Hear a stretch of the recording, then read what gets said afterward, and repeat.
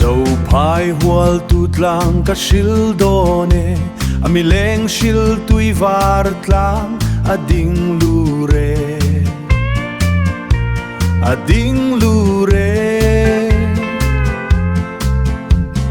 thing le mau rua kan lak na chim lama utrok tang a cham de le ring lo mi te ram huai biak na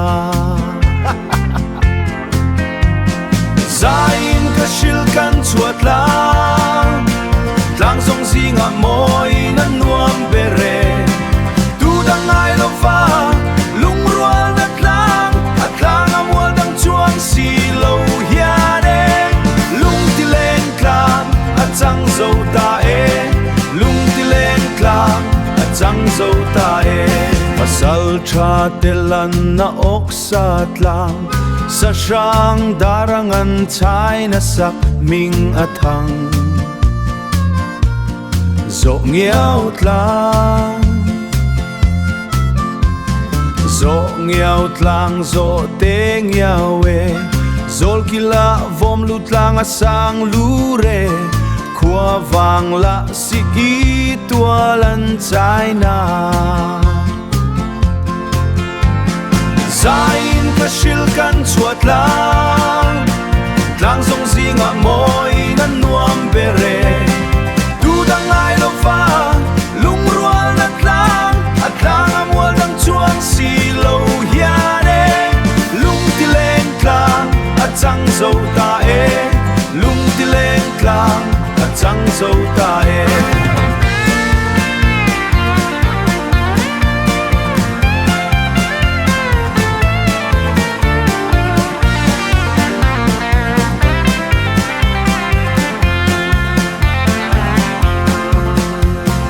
shil thiam lo chua lam tlang dum dur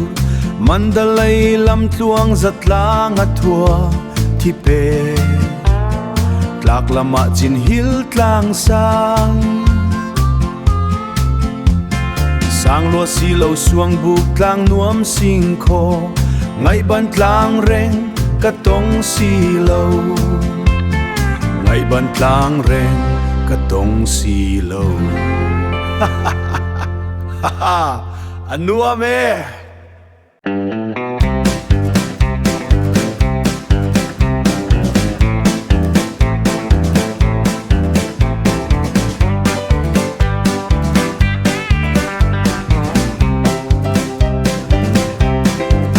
so phai hual tu tlang ka shil done ami leng shil tui var tlang ding lure ading lure thing le mau rua kan lak na chim lama utrok tang a cham de le ring lo mi te ram huai biak na zain ka shil kan chuat lang tlang zong zinga moi nan nuam bere dang ai lo fa lung rual na tlang atlang amwal dang chuang si lo hiane lung ti leng tlang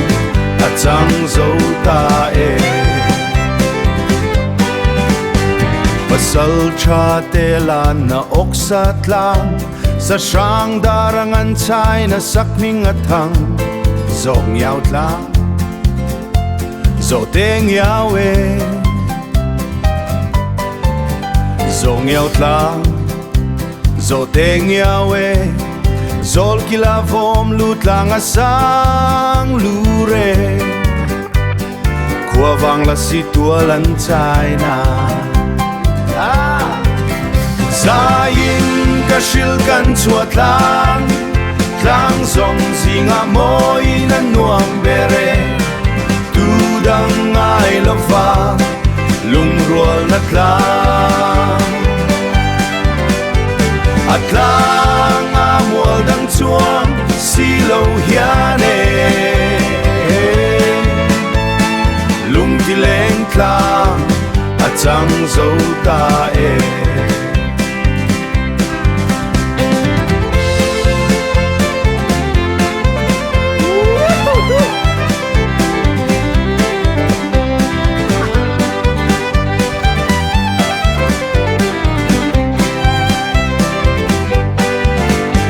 Shil thiam lâu chùa lâm tlang dum du man da lấy lâm tuang zat lang a thua thi pe tlak lama chin hil tlang sang lua si lâu suang buk tlang nuam sing kho ngày ban tlang reng ka tong si lâu